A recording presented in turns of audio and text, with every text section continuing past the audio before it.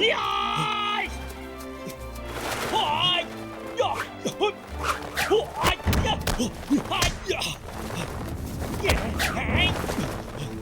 呀！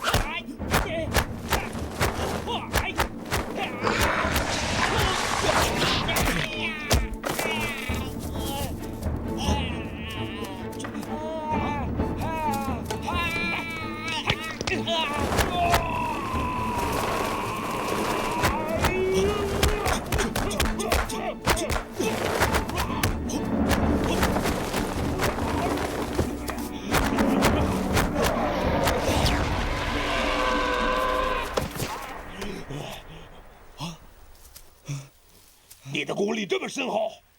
没有啊，我才刚开始练而已。这些功力本该都是我的，赔我的蛇。哦，前辈，原来你说的是那条蛇呀！晚辈实在不是故意杀了你的蛇的，而且那个蛇血真的很难喝，我劝前辈以后也别再喝了。你还给我！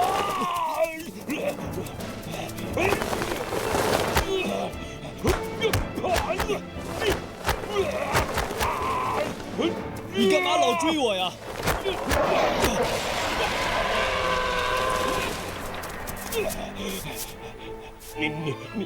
你就不能换一招吗？我就会这一招啊！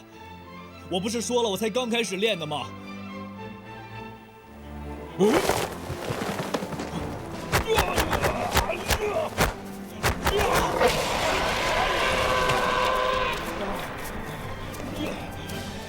金哥哥，我来了！蓉儿，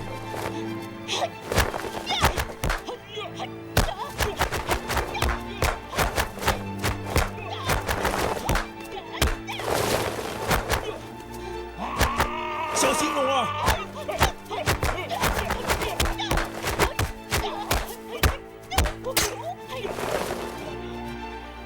软猬甲，喂呀！下一招是恶狗扑食。不对，是恶狗扑食。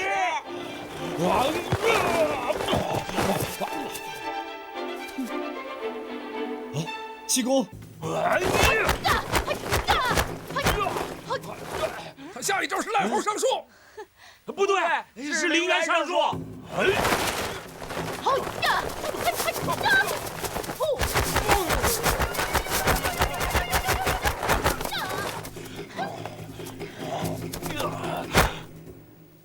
何方高人，为何不现身相见？再不现身，我对这个小丫头可就不客气了。哎呀！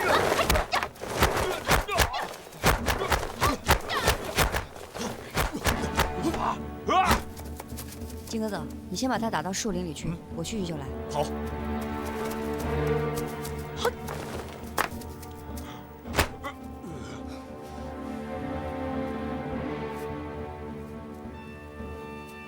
郭大侠，我求求你了，我养条蛇也不容易，你就把这个蛇血还给我吧。我也求求你了，我给你。我真的不是故意的。磕头了。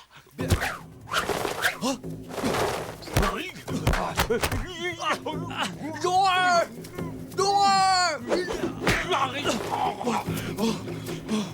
喂，你看这是什么？红帮主，快走！师傅，等着我！蓉儿，你没事吧，金哥哥？我没事，好险呐，蓉儿，多亏了你了。多亏了气功。嗯。气功。气功。气功。气功，哎，蓉儿，还给你。气功，你告诉我，那个梁老怪为什么那么怕你啊？他是不是做了什么坏事让你看见了？是啊。坏事就坏事吧，问那么多干什么？说吧。说吧，说吧。你就说吧，气功。说吧。那都是20年前的事了。那时候他信了一些采阴补阳的邪说，抓了很多黄花闺女，破了他们的身，以为能长生不老。破了他们的身子，是不是就是杀了他们呀？比那还厉害呀！啊，古人云：“饿死是小，失节是大呀。”哦，这句话我倒是听我娘说过的。我知道了，那一定是毁了他们的容了。你问那么多干什么？你回去问你娘，她知道。问你娘。七公，七公，我娘早死了。哦，你快说呀，到底怎么样？别那么吞吞吐吐的，快说呀！我说什么说啊？你跟这傻小子入洞房就知道了。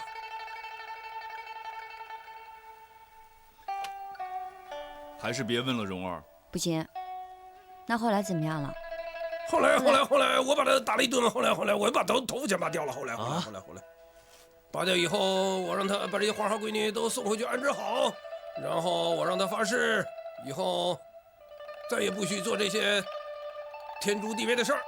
啊，我看他这么些年也没犯什么毛病，就饶他一死。哦，就这么点事儿。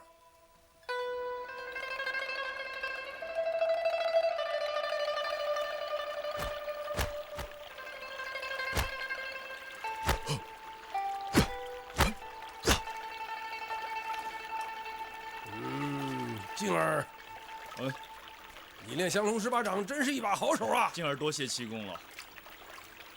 可惜呀，靖哥哥只学了一招降龙十八掌，要是以后出去遇上强敌，那可怎么办呀？他们可不管靖哥哥是学了一招还是18招，反正他们会说他们打败了降龙十八掌。你这意思是缠着我，让我多教他几招？教不教在你，我烧菜去了。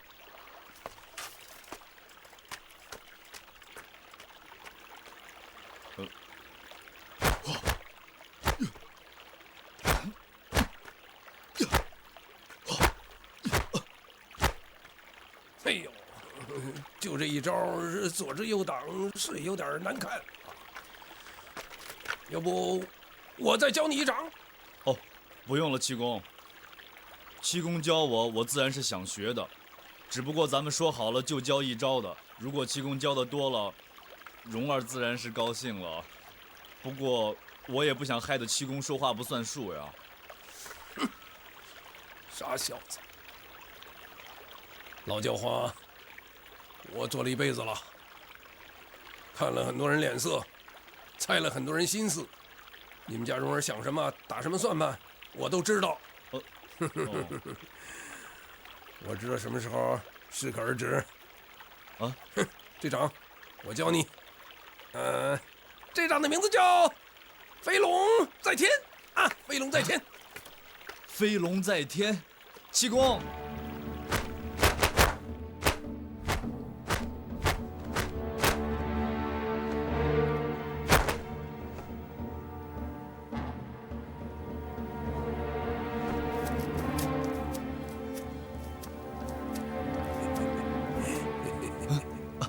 七公，你来了。静儿，这什么招啊？这是龙战于野。哦，降龙十八掌的第15招。15招。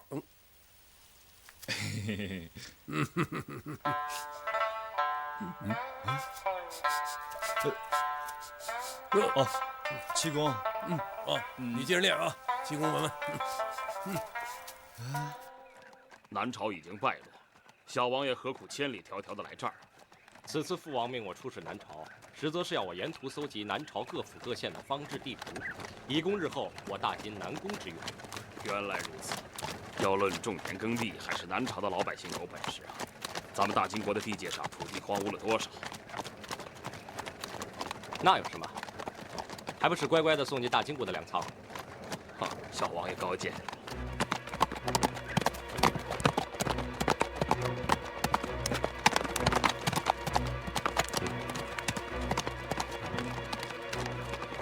小王爷，好像是个江湖人。在他们这里，江湖人多的是。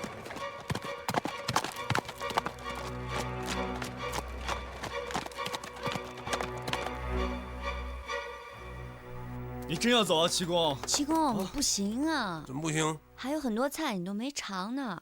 是啊，天下没有不散的宴席，只有品不完的美味啊！我告诉你们，再说了，我从没有教过人家超过3天的武功，我教你们30天还怎么了？您把我武功学全了，那有不得了。什么不好？什么好？你们好，我大为不妙。七公，七公，金哥哥，我们一定要想个办法把七公留住啊！算了，蓉儿，我看七公真是有事儿啊。我知道你们要留下我，我不让你们留下我，你们偏要留下我。七公，哎，不过我告诉你，这招不能教了啊，这武功可不能学了，一招也不行。不是啊，七公，我是想跟你说，你教了我这么长时间的武功，我真的是很感激你。你感激我？你干什么？哎，这不行不行不行，这使不得使不得！你干嘛给我跪下？给我跪下！我们不是师徒关系。我教你功夫，我是因为你媳妇儿做菜做得好，我教你功夫是给她饭钱，啊，是吧？啊，女娃娃，动什么脑子呢？七公要走，我是不敢拦的。山水相逢，总有一天我们会再相见的。到时候我再做菜给七公吃，也不晚呢。对啊，蓉儿。是，对啊。不过什么？我不知道会不会还有这么一天，因为跟我们作对的人实在是太多了。跟你作对不就是梁子翁吗？还有谁？他们有很多人呢。要是我和靖哥哥被抓了，难免一死啊。那死就死吧，人谁无死啊？是不是靖儿？是啊，蓉儿，七公他老人家说的有道理啊，咱们还是别耽误他上路了。七公，我和靖哥哥死是不怕的，不过我怕他们把我和靖哥哥抓过去，也不杀我们，就让我天天给他们做菜吃。你想，什么玉笛谁家听落梅啊，24孔明月桥，这算来算去，一年到头。一年到头？对啊，你想，你跟我们在一起的时间，大不了吃了我100-200道菜。这一年到头365天，有多少道菜是七公没吃过的呀？多少菜？你说说谁跟你作对？说说。沙通天啊。沙通天那有屁用？彭连虎啊。那也没屁用。灵芝上人没屁用。还有白驼山的少主欧阳克。欧阳克更没屁用。什么白驼山？你说西域的白驼山吗？对呀，他是不是很厉害？他有个叔叔叫欧阳锋，欧阳锋这小子武功可了得，不过20年了，他是很勤奋呐。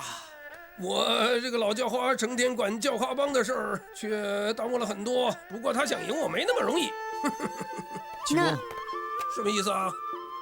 要有欧阳克这小子，我倒可以留下来，防备防备他啊。不过说回来啊，这丑话说前边，这降龙18掌我是一招也不教了。那你教什么呀？我教你们留命保身、临敌应变之道啊！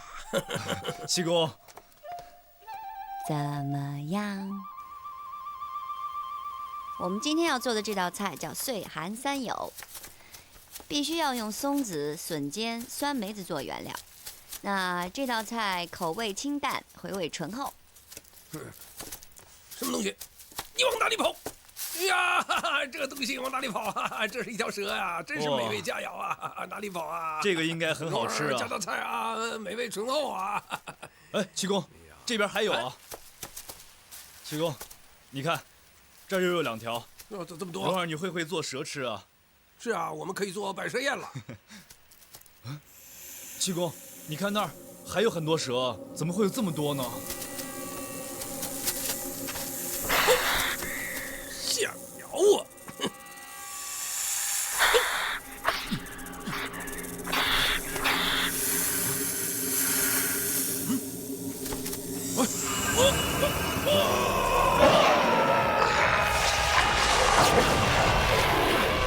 这蛇像是有人养的。有人会养蛇吗？什么人这么大胆，伤我的蛇，挡我的路？活腻了吗？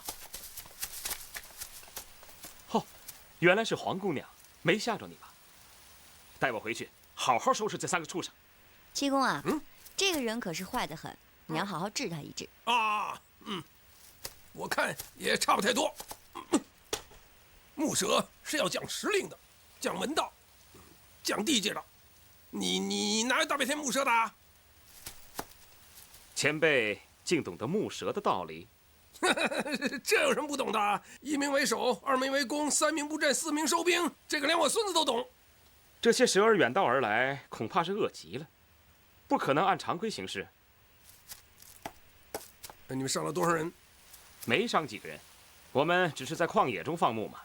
哼，没上多少人，你这口气像天王老子。我知你姓欧阳，是不是？正是。好，姑娘想必对前辈说了吧？不知这位前辈是？这位前辈的名号呢，也不方便告诉你。我是怕我们说出来会把你吓死。你是那老东西的侄子。我跟那老东西20多年没见了，怎么样？死了吧？家书常说，他那些老朋友还没有死绝，他不敢先行归天呢。哼，好小子，绕着弯子骂我。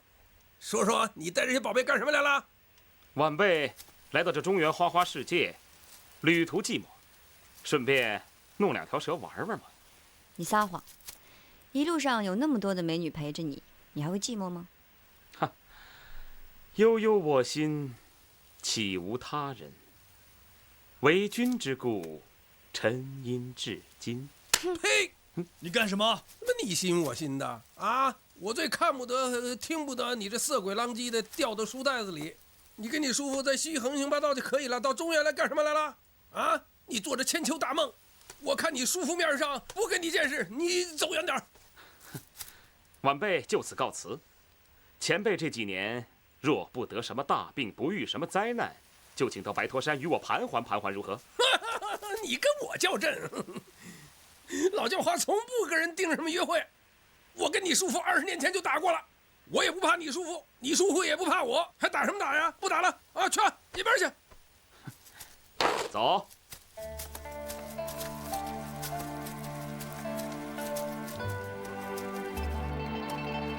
七公，你喝水啊。金哥哥，你衣服破了，脱下来我给你补补。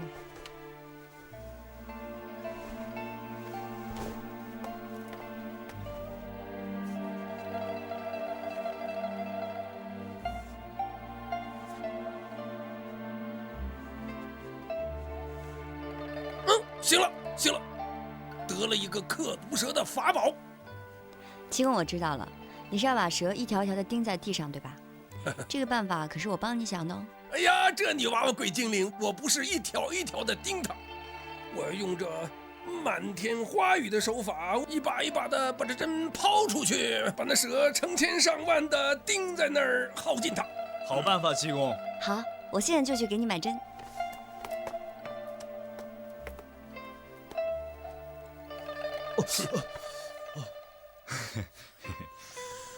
蓉儿这聪明伶俐，分给你点就好喽。聪明伶俐是分不来的，七公。刚才欧阳那小子左一句右一句的，要是把你蓉儿抢去了，你不生气呀？蓉儿在跟他斗嘴胡闹，不是认真的。桃花岛那么鬼精灵，怎么找了你那个傻小子？好了，一会儿你跟我学满天花雨制针法，学完了以后对付那小子。七公，这个针法什么的，我就不想学了。为啥？我就想一门心思学好降龙18掌，然后用降龙18掌去对付敌人就可以了。哎呀，也不知道你是聪明啊还是傻呀？怎么了？你18岁就懂得贪多嚼不烂的道理啊！可是七公年轻的时候只懂得练遍天下武功，什么逍遥拳、快火腿啦，真是不如一掌一掌的劈下去呀！七公，不是啊，是因为我笨，所以只好学一样了。其实武功呢，我想自然是越多才越好的。那蓉儿学那么多，怎么打不过你啊？蓉儿她是爱惜我，所以才让着我的。哎呀，说你傻吧，有什么都明白点儿。我还是叫你傻小子吧，啊！好啊，反正我已经习惯你们这么叫我了。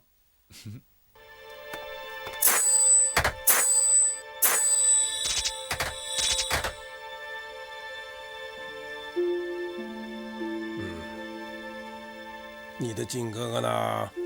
他还不是一个人在后山，什么话都不说，一棵一棵的砍树。郭靖这小子不错，可这桃花岛黄岛主的女儿怎么能嫁给个榆木疙瘩呢？七公，你不是称赞靖哥哥学降龙18掌缺3掌已经学得很好了吗？那你为什么还要说他榆木疙瘩呀？我就是把降龙18掌多3掌交给他，他还是个榆木疙瘩。七公，要不然你把降龙18掌都交给靖哥哥吧。你想，他现在缺3掌，说起来还是打不过欧阳克那个笑嘻嘻的小坏蛋呀。哦，我看你是笑嘻嘻的小坏蛋。你就想你那靖哥哥什么骗我教他那多3掌。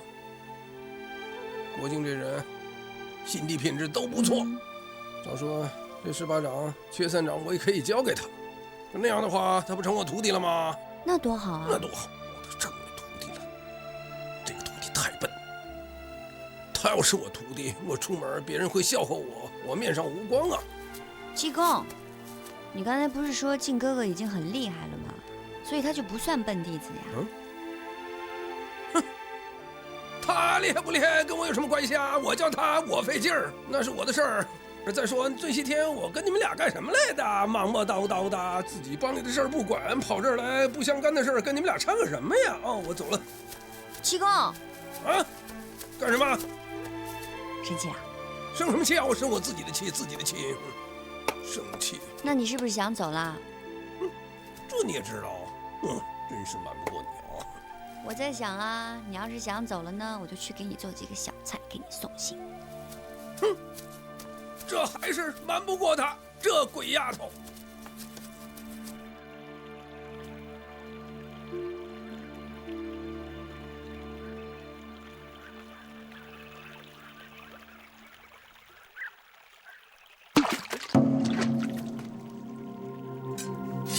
谁？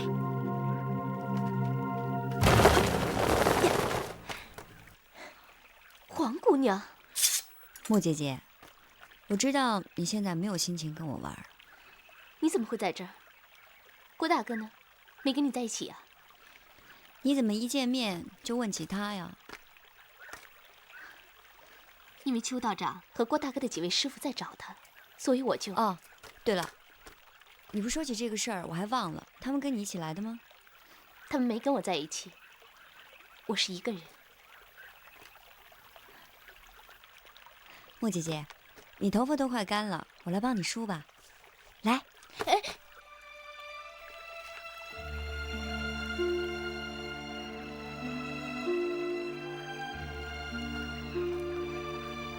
莫姐姐，你这样最好看了。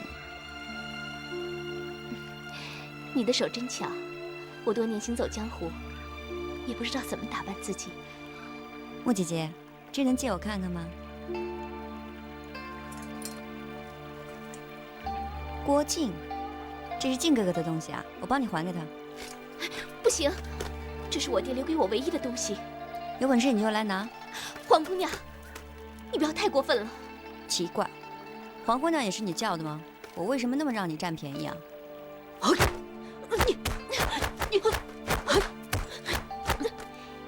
你以为我怕这个吗？逍遥拳，谁教你的？像这样的拳法，自己悟也能悟出来。你要是肯拜我为师的话，我全都交给你啊！你做梦！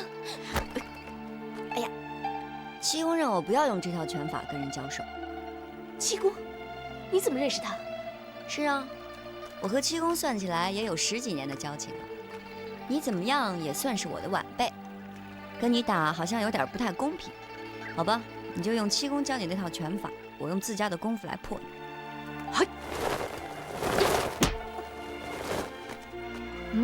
怎么样？这一招叫兰花佛血手，点在身上一点都不疼，还很舒服呢。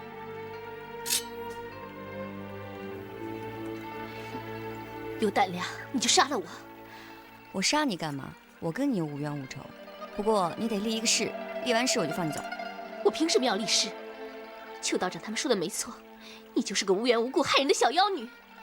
妖女就妖女啊，总比丑女好啊。当我用这刀在你左脸右脸各划1道之后，这辈子就没人喜欢你了。那又能怎么样？总比你好。细如蛇蝎，就算是有人喜欢你，最后也会后悔的。好了，算了，不跟你说了，你走你的吧，反正靖哥哥不会喜欢你的。你说什么？反正你立誓也好，不立誓也好，你只要记住，靖哥哥是我的，你不要想嫁给他。你放心，就算是把我的脸划得稀巴烂，我也不会嫁给他的。你说的是真话吗？这可是你义父的遗愿，你能违背吗？我爹死的时候神志不清，他早就已经忘了，把我许配给别人了。穆姐姐，那是我对不起你。你爹把你许配给谁了？你见过的。我见过。可是我哪里见过那么好的人，可以配得上穆姐姐？天下男人无数，难道就只有你的靖哥哥是好的？你不喜欢他，嫌他笨吧？我知道你不愿意我嫁给他，可是也不愿意听我说他不好。的确，郭大哥是个大好人，他行侠仗义，天性醇厚。上一次为了我的事打抱不平，我真的是很感激他。那你还说他？你心里有了郭大哥，即使遇到再好的人，你也不会移情另爱，而且更不会拿他来做比较，因为你知道，比来比去，还是你的郭大哥会赢的，对不对？那你心里的到底是谁啊？其实，他做过很多对不起郭大哥的事，我也气过他，恨过他。是完颜康，小王爷。他是小王爷也好，是乞丐也罢，比武招亲他赢了我，这就是命。他明白也好，不明白也好，总归我现在是他的人了。穆姐姐，其实是我错怪你了，我们俩是一样的。我刚才又欺负你，又点你的穴，要不然你现在点我啊？点呀！不用了，点呀！真的不用了。你要是不点我，我就隔着你了。这个就是我们住的地方。穆姐姐，你和七公是怎么认识的？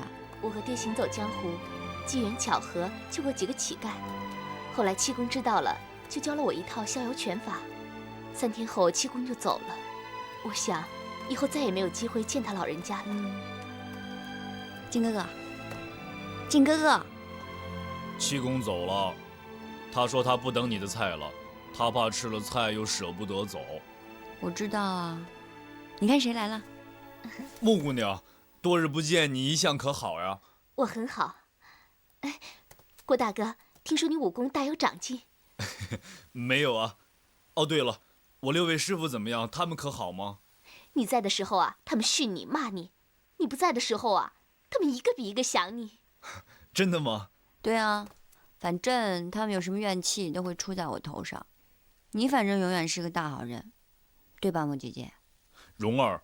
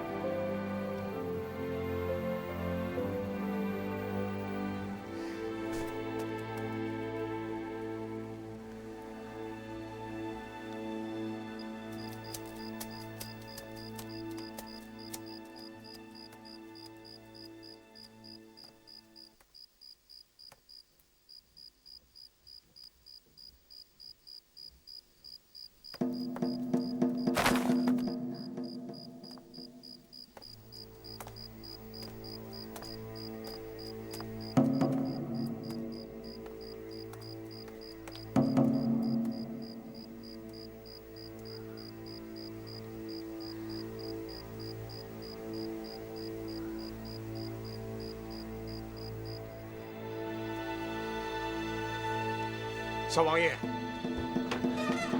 干什么？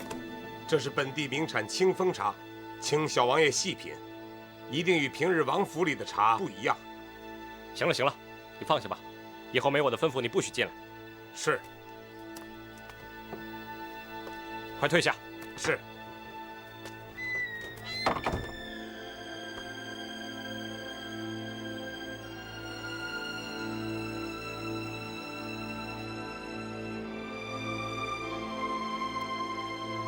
爹爹给了你血肉之躯，不能给你荣华富贵。康儿，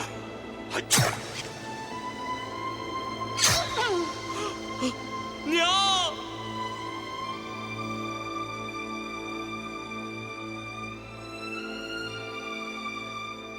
小王爷，什么事？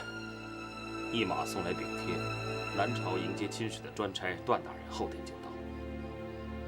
知道了。我父王有消息吗？还没有。下去吧。是。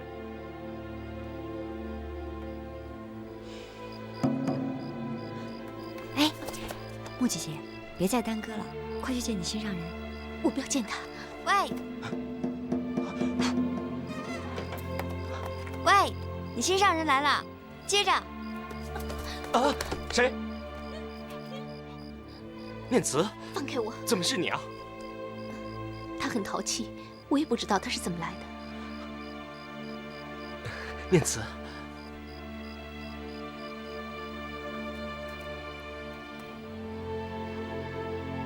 念慈，快进来啊！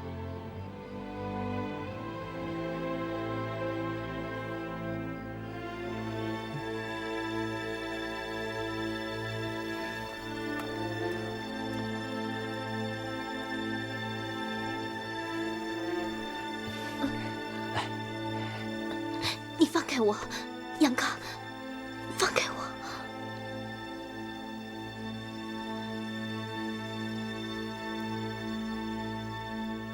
我们终于又见面了。你又想编什么话来骗我？我对你说的话，句句发自肺腑。你要抛开我的心看看吗？你又来了。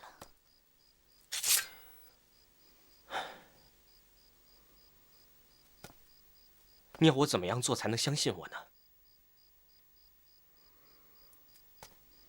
我真的很想你，没想到你会在这里。是谁送你来的？是老天吗？是我自己。是你自己？你怎么会知道我在这儿呢？你说呀。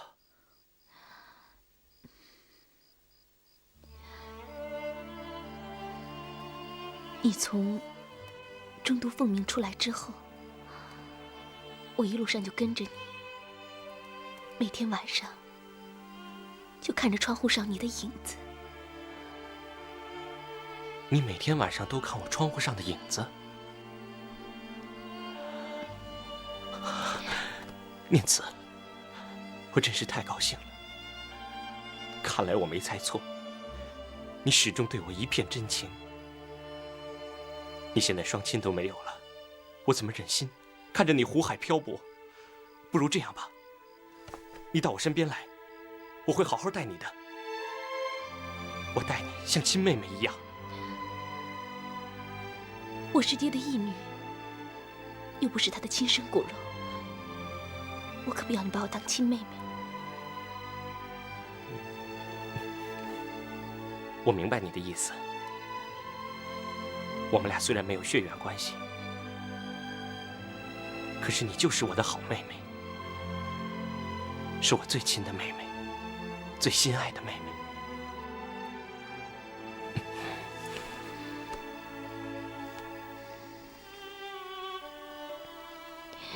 我没有爹，也没有娘，你可不许欺负我，也别抛下我。其实我早就想这样了，可你一直不同意啊。我一时恨你，一时又爱你，总归心里还是放不下你。本来我打算以后再也不要跟你见面了，可是后来你上路离开中都，我又鬼使神差，身不由己地跟了来。杨康，你不会笑话我吧？怎么会呢？我高兴还来不及呢。我其实也是天天想着你的。我把你那只绣鞋天天带在身边，想你的时候就拿出来看看，就像看见你一样。你信吗？嗯。我从小到大一直不懂得心疼别人，牵挂别人。我娘老说我不懂事，像小孩儿。我想我现在终于长大了，因为我在牵挂你，心疼你。如果我娘在天有灵，看到我们俩在一起，我想她一定会开心的。听你这些话，现在就是让我死，我也愿意。我怎么会让你死呢？我让你好好活着，我们一起好好的活着。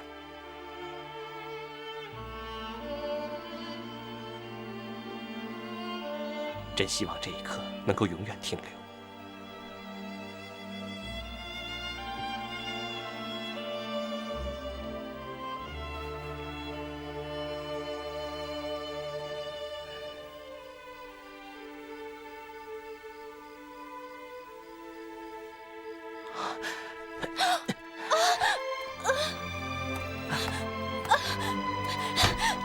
杨康，不可以！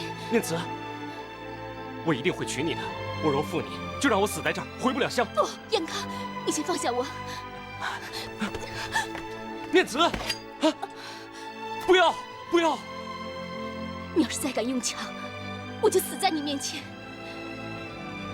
念慈，不要，不要！这杆枪已经沾过2个人的血，实在不能。念慈，有话可以好好说，何必要这样呢？你要是真心爱我，就应该尊重我。我这一生没有别的念头。既然比武招亲你赢了我总是会跟定你的。何必要提比武招亲呢？我本身不值得你爱吗？你先听我把话说完。将来要是老天眷顾，缘定天成，我们真的有洞房花烛，一切我都会依从你。可是此时此地，你要轻薄于我，我只有以死相拒。念慈，你听我说，你不要生气，一切都是我不好，是我不好，是我不好。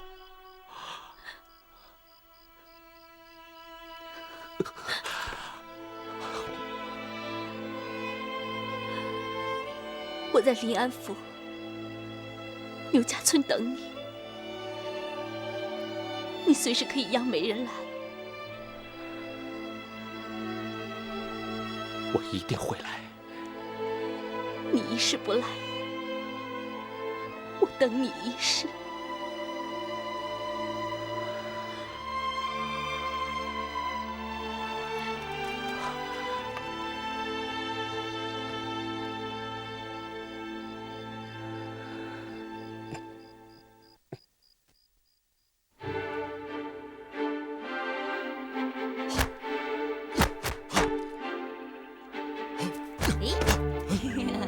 哦，原来是你啊，蓉儿，你吓了我一跳。你干嘛练得那么厉害啊？我看手都肿了吧？没有啊，是师傅让我练的。再说，在草原上，男人都是要保护女人的，等我把功夫练好了，我就可以保护蓉儿了。谁让你保护我？你怎么了？我高兴啊。哦，高兴。哎，对了，穆姑娘怎么样了？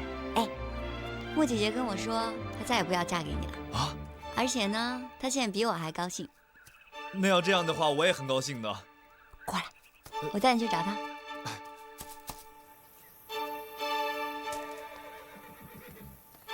蓉儿，晋国青史已经走了，那穆姐姐肯定也跟着走了。七公他老人家也走了，忽然间大家都走了。那我们也走啊。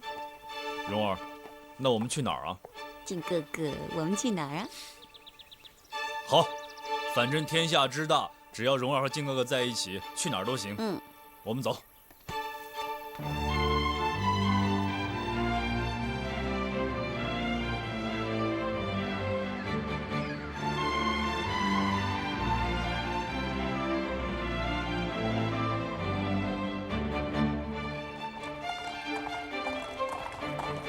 小王爷，太湖对岸就是临安了。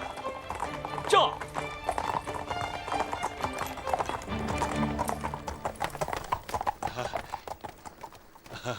哎呀，小王爷，我在这里等候了你2天了。你是前日子时到的，到今天只等了1天半。小王爷，我在岸上给你背了几个临安姑娘，只要你点个头，我马上就招上船来。轰走。还有个戏班子呢。轰走。在下段天德前来迎接大金国的亲使，就是想一心看一看大金国治军的威严呐。那好啊，就把船上那些兵都轰下来，换成我大金国的兵。这前面就是太湖，盗帮横行啊，所以才要换上我大金国的兵。啊，好，我速速去办，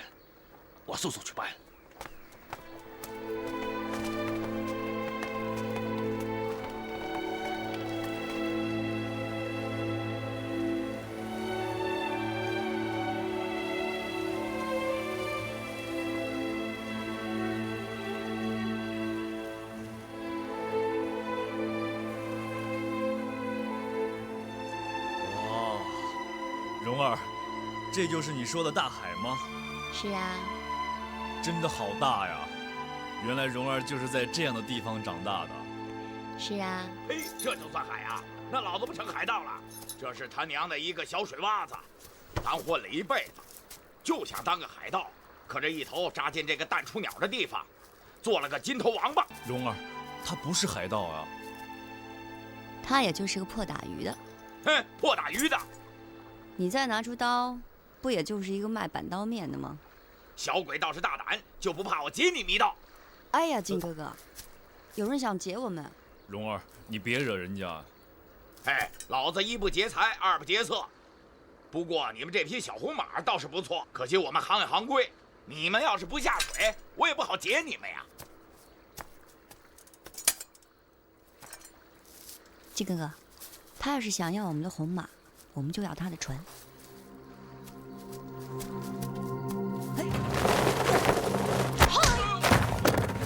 走，金哥哥。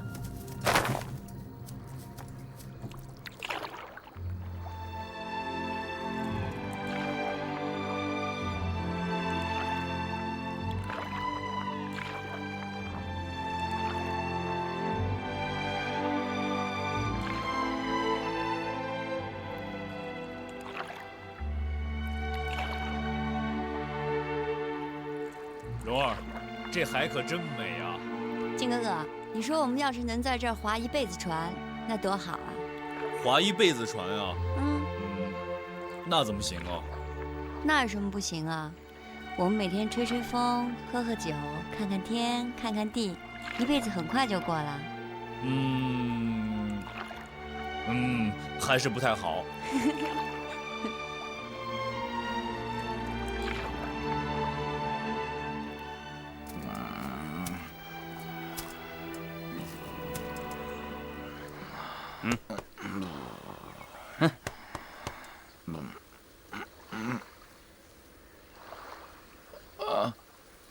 马上就要行动了，你还躲在这里睡觉？不是被人点了穴，你遇上对头了？刚才有2个小毛贼抢了我的船，他们去游湖，我这就找他们算账去。今天我们要对付的是金狗，不是什么小毛贼。可老庄主还在湖上，我总得去照应照应。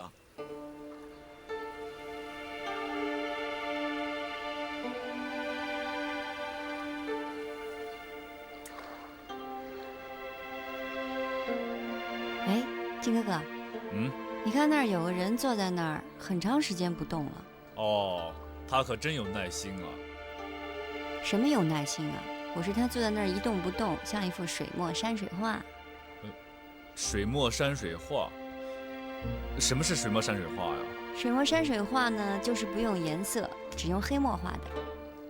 不用颜色，用黑墨画的，不像啊。怎么就不像啊？笨！放船千里凌波去，略为吴山流故。云屯水府，涛随神女，九江东住。北客飘然。腰愤未扫，问人间英雄何处？奇谋复国，可怜无用，晨昏白晒。铁索横江，锦帆冲浪，孙郎两苦。但愁敲桂棹，悲音良妇，泪流如雨。奇怪，这首词是爹爹常唱的，怎么这儿也有人能唱得出下阙？哈哈，湖上喜遇佳客，请过来共饮一杯如何呀？只怕是有扰长者。哎，哪里，嘉宾难逢，在这大湖之上萍水邂逅，更足怅人胸怀呀。如此说来，那就多谢了。来，请坐。在下腿上有病不能请，请2位恕罪。不必客气。哦，这位小哥姓郭，晚辈姓黄，刚才是一时兴起，实在有扰。是啊，哪里，德龄清音，胸间的尘俗顿消啊。适才先生一人一舟，往还天地之间，一俯一仰，笑波涛之上，这才是一幅绝好的图画。哦对，就好似一幅水墨山水画呀。我只不过是在这幅图画之上加了点诗词，以助雅兴。在下姓陆，常住着太湖之上。不知2位小哥，这是太湖啊。蓉儿，你不是跟我说这是大海的吗？你自己说这是大海啊，我看你那么高兴，不好打扰你。原来这位小哥初次来到太湖，那更当饮此一杯了。来，请。来，请。他们在那儿，快过去，别让他们再跑了。好小子，要不是老子船快，还真赶不上你们了。石寨主，老庄主，这2位小哥是我的朋友。我看这2个小子鬼祟，又抢了咱们的冲锋舟，看来啊，8成是2个鹰爪孙。胡扯！老庄主，你没有走过江湖，不知道江湖险恶。我可是火眼金睛啊！闭嘴！是。来，方才兴起之下，不由贺歌相应，只是不知这位小哥如何会唱《水龙吟》呢？哦，我爹说宋世难渡，词人墨客无一不有家国之悲，他的心也有同感，所以经常吟唱此曲。哦，那令尊必是饱学大儒，不知名讳如何称呼啊？这位，父亲在乡下教书，默默无闻。才人不遇，古今同慨。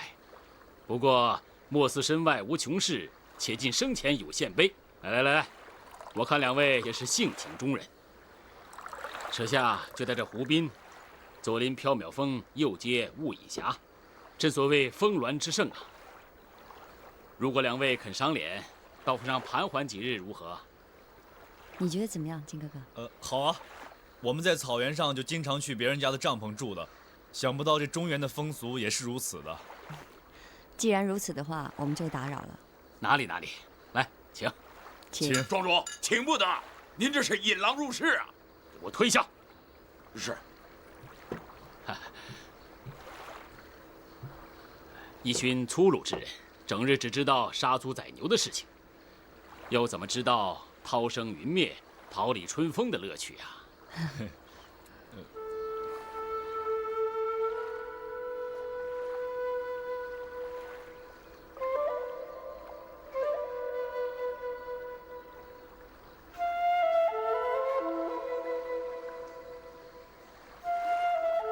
归云庄，庄名归云，庄成之日，渡云思归，故得此名啊。陆先生果然胸有空竹，这归云庄一看就是大手笔。我这两下子算什么精通啊？不过是东施效颦罢了。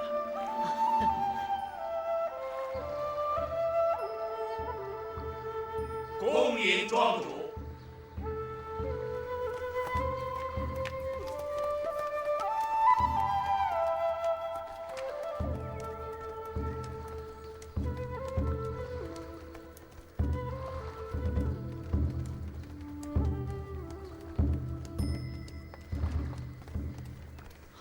爹，您去哪儿了？我正要出去办事，见您没回来，只好在此等候了。我今日在湖上泛舟饮酒，还结识了2位朋友。在下陆冠英。久仰。久仰久仰。爹，幸亏您回来的早。你也知道这个事情，今天您就别再出去了，万一伤着的话。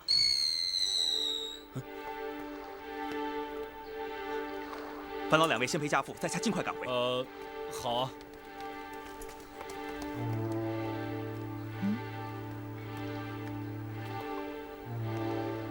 这是战场上的号角声啊！哼，犬子平时喜欢带了附近的孩子舞枪弄棒，玩些打仗的把戏，倒是有扰2位亲客了，请2位客房歇息。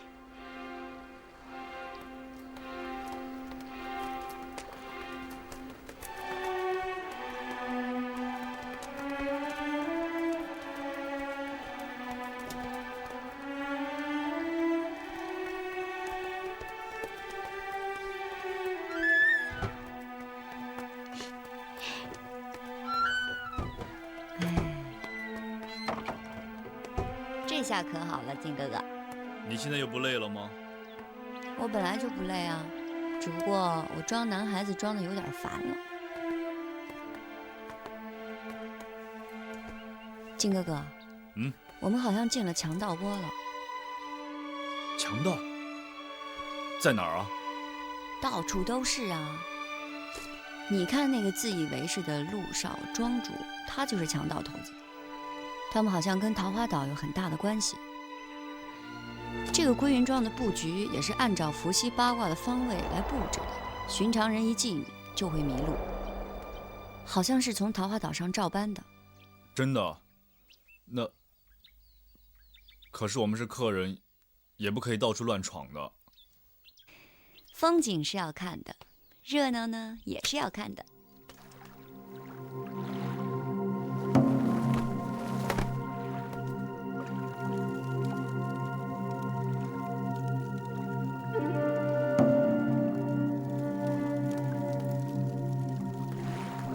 少庄主，少庄主，各路首领都到齐了没有？都到齐了。那好，石寨主，你来说说今天发生的事情。好，自打接了少庄主的命令之后，我老石是起早贪黑，派了20条冲锋舟，四下打探。那段指挥使定是在今晚连夜过湖，路上还带了一个什么？这个金国亲使，这回这个姓段的搜刮的财物还真不在少数。落脚的时候那台上船呢就20多箱金银呢。那他们有多少兵马？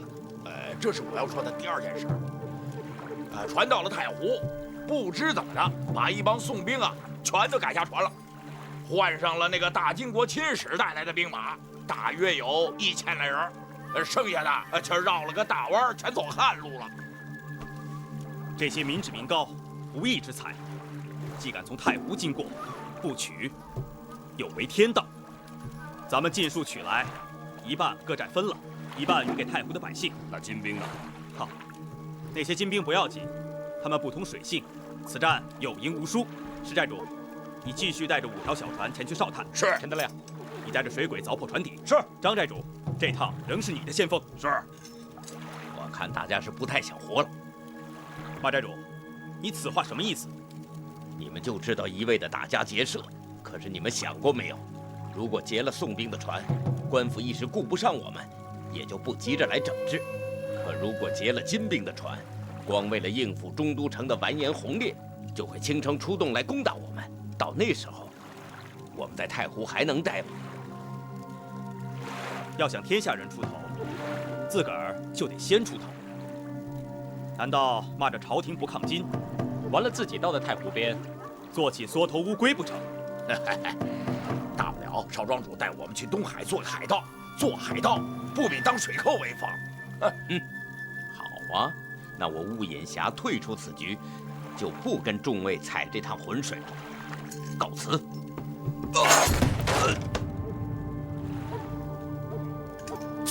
张寨主，马寨主与你素来交好，以后他的人马就归你了，他的后事也由你来办理。少庄主英明，杀金狗去啊！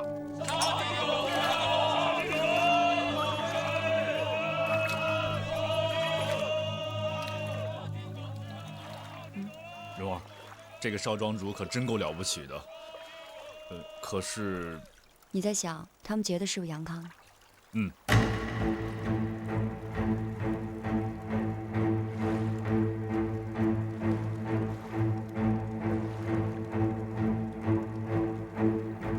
把那金狗抬进庄里关起来。这小子还算硬气，现在不要折住他，明天再审他。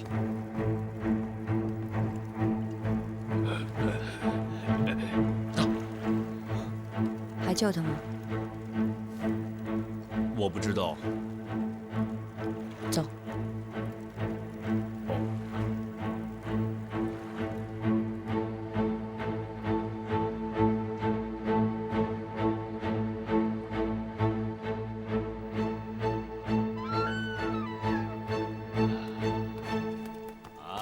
陆庄主，陆庄主啊，请。谢了，谢了。2位昨晚歇息的可好啊？还好，只不过号角响了一夜，想必公子玩打仗玩得很晚。真是贻笑方家了。啊，我这儿有2幅书画，请2位公子鉴赏一下。哦。你进了归云庄，想再逃，比登天还难。本朝书法素以苏黄米蔡并称，不知黄老弟最爱的是哪一家呀？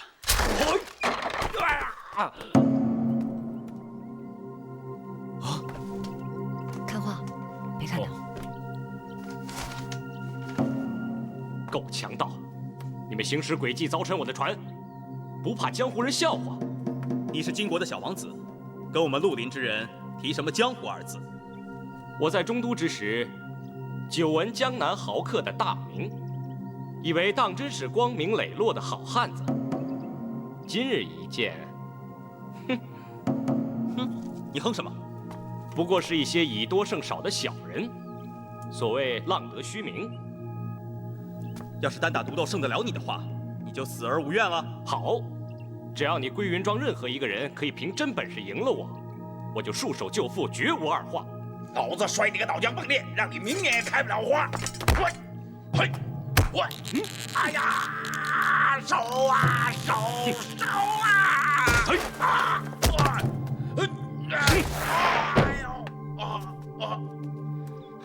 果然好俊的功夫，我来讨教几招，咱们去外面。走。你要动手，在这儿又何妨？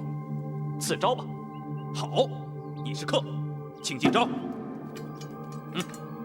既然这样，那我就不客气了。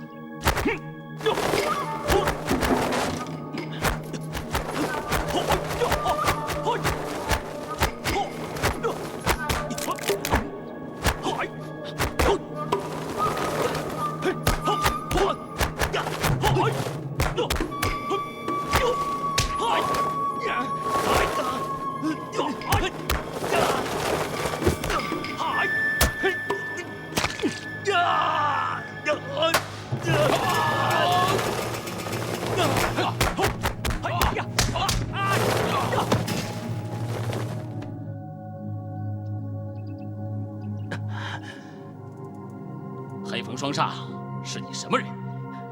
输都输了，问那么多干什么？去，带走，把他带走，走。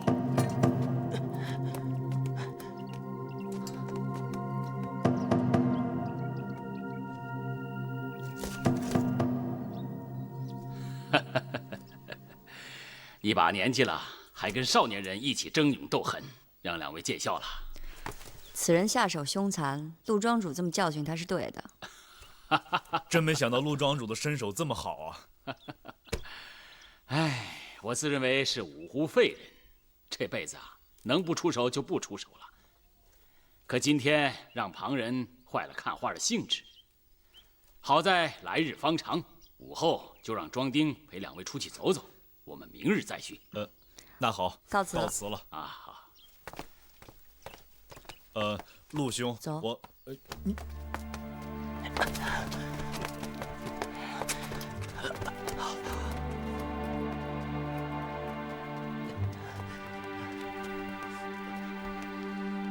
先走吧。你的腿怎么样了？我的武功不是爹教的，是仙侠派枯木大师教的。哎，说这些做什么？你的我从来都不知道爹会武功。平日里瞧着爹寄情书画，不管我们这些草莽的事情，我还以为爹很讨厌武功呢。一个双腿齐废的人，怎能不讨厌武功呢？可是爹，你的武功是最高的，我从来没有见过比你更厉害的人。比你爹厉害的人何止万千，更有那人如海上明月，管你涛声云灭，他只虽星河在天。唉，你在太湖里叱咤风云的太是得意，爹只好看着你做井底之蛙。爹，到底是什么样的人，让您这么牵挂？一个你一辈子都无福看到的人。哎，说这些干什么？哎，过来，让爹看看你的腿。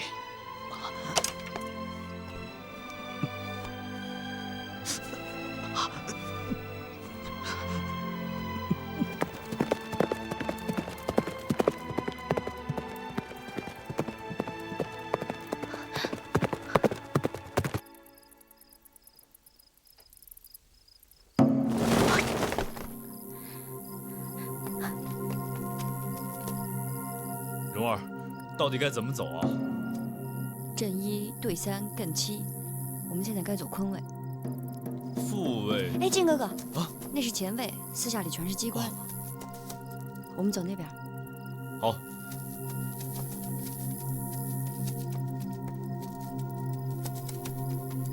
是这边。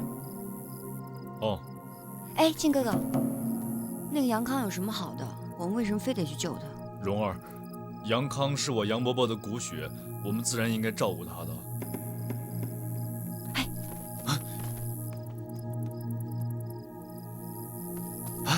靖哥哥回来！是木姑娘啊！人家是去救意中人的，能让你看见吗？那咱们不帮他吗？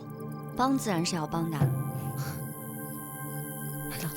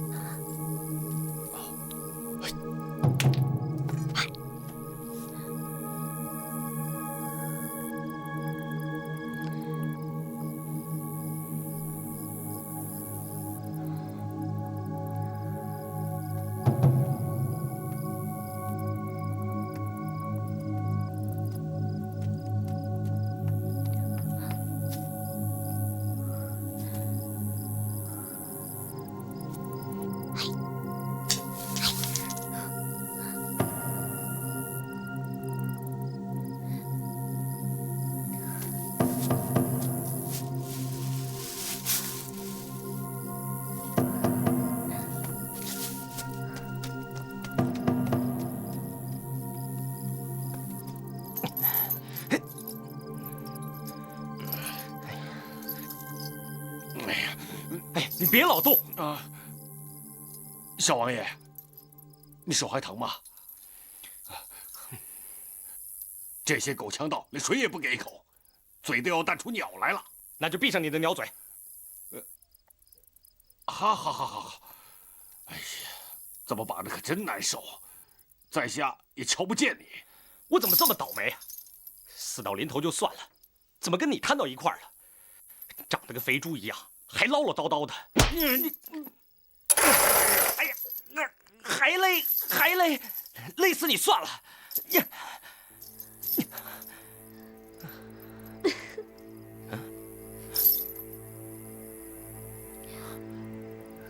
念慈，你怎么来了？哎，这儿很危险的，你快走吧。你受多了，真的。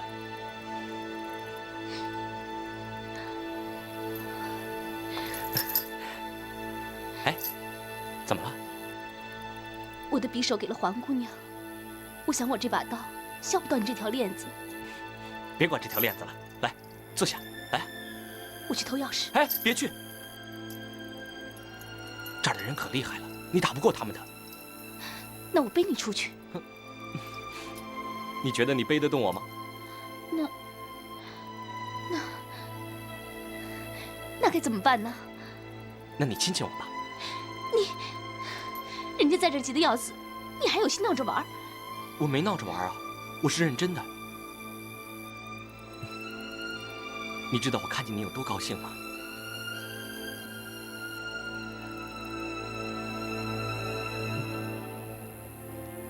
哎，你怎么知道我在这儿呢？我一直跟着你。哎呀，在下真该说着话就睡着了。哎呦，谁打我？哎呀！哎，你快坐下，我有话跟你说。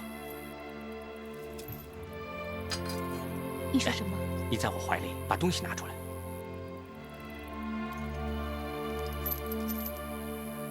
这个是大金国亲使的金印，你拿了这个印到临安府，去见大宋国的史弥远史丞相。史丞相？嗯。我一个民间女子，他怎么可能见我呢？嗨，他见了这颗金印，迎接你还来不及呢。你呀，就告诉他，我被太湖盗贼劫在这里，不能去见他了。让他记住，如果蒙古的使者来到临安，绝不能见，抓住了立即斩首。让他记住，这是大金国圣上的密旨，务必照办。大金国的圣上？是啊。哎，反正说这些军国大事你也不懂，你把我说的这些话全都告诉他，也算是为咱们大金国办了件大事。为咱们大金国办了一件大事。是啊，难道你以后不是大金国的王妃吗？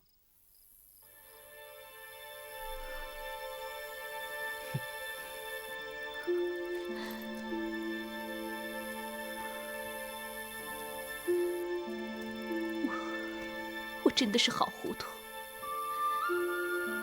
这一路上，我跟着大金国亲使的兵马，都忘了你是大金国的小王爷，而我真是个江湖卖艺的小女子。你怎么又这么说呢？我什么时候这么想过了？我父王也没有逼着我非娶什么公主郡主啊。谁跟你说这些了？我穆念慈虽然出身贫寒，可是也走过大江南北，眼瞧着金人羁押宋人，我的义父也是被金人所逼致死。虽然我现在不能为他报仇，可是我时时刻刻记在心上，从不敢忘记。而你呢？你是大金国的小王爷，谁敢要你记着这些啊？你的父亲不就是中都王府的完颜洪烈吗？可是我就是想不明白，那个惨死在中都街头的，你又把他算作什么人了呢？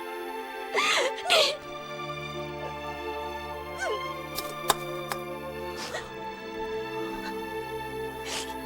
等等，你别走，你回来，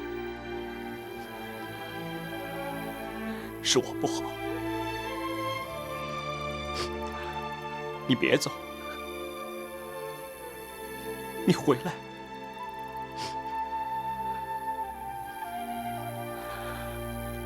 我不让你送什么金印了，我自己也不想送了。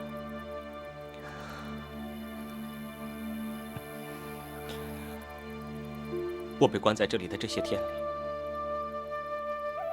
我每天都在想，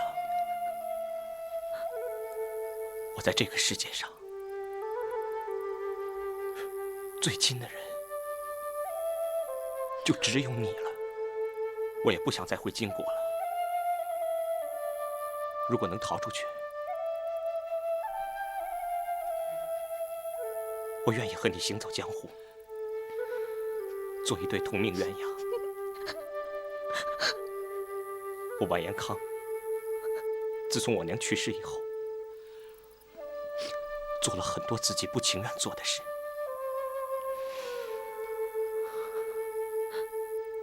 但是有一件事，就是跟你在一起，却是我最想做的事。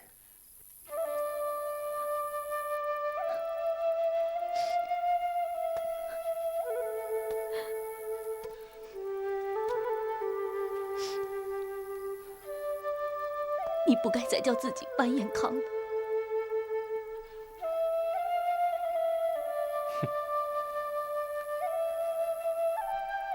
也许我是该叫杨康吧，但是我生下来就叫完颜康。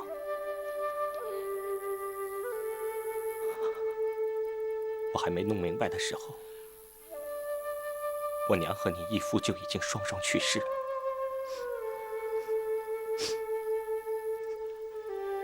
你叫我这不明不白的，如何改得过来？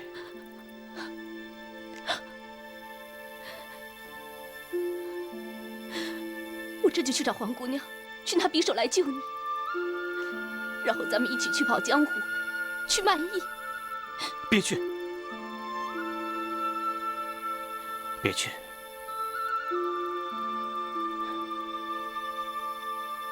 你把我的腰牌拿下来。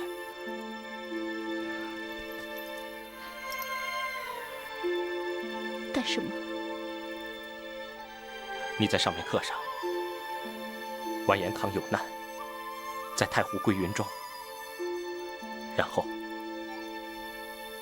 把他送到苏州城外30里的土地庙中，找到有9个骷髅头的地方，在第1个骷髅头下面放好他就行了。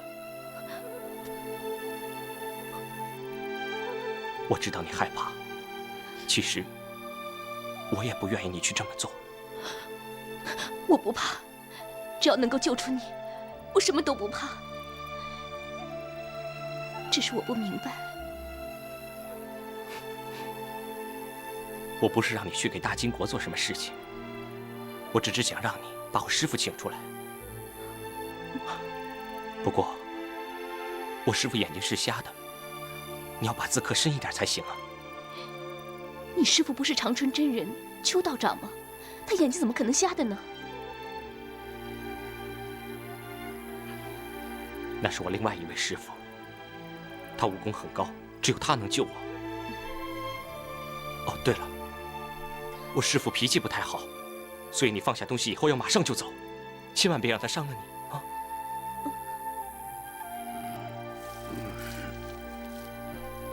我这就去给你送信。 你现在就要走了吗？我怕事情再有什么变故。那好，那你让我亲你一下。不。哎哎。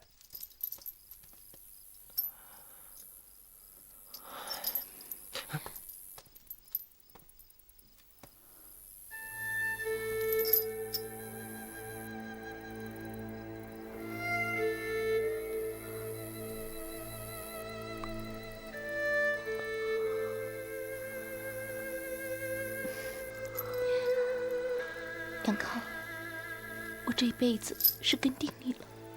念慈，我一定会好好对你的。将来，你要是不做好人，我也没有其他的想法，只有死在你的面前。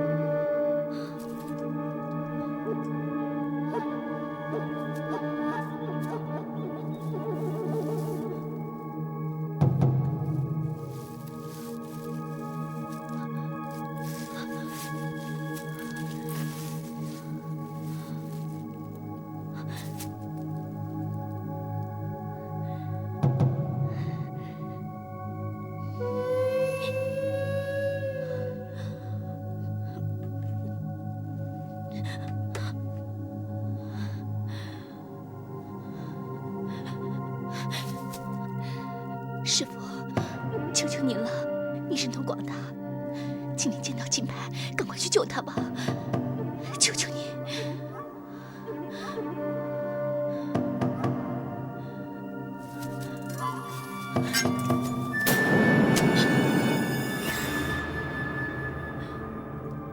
谁？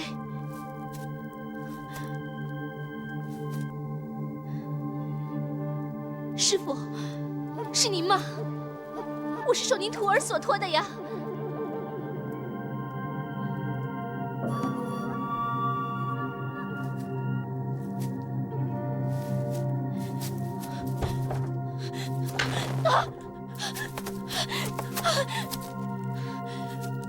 黄姑娘，黄姑娘，是你吗？你不要吓我呀！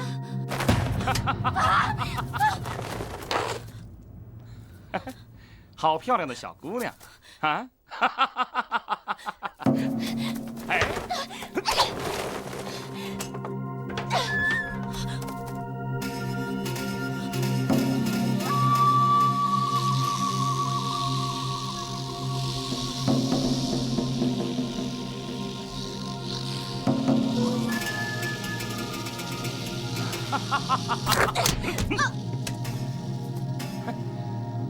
送我这么好的东西，我该怎么感谢你呀？啊？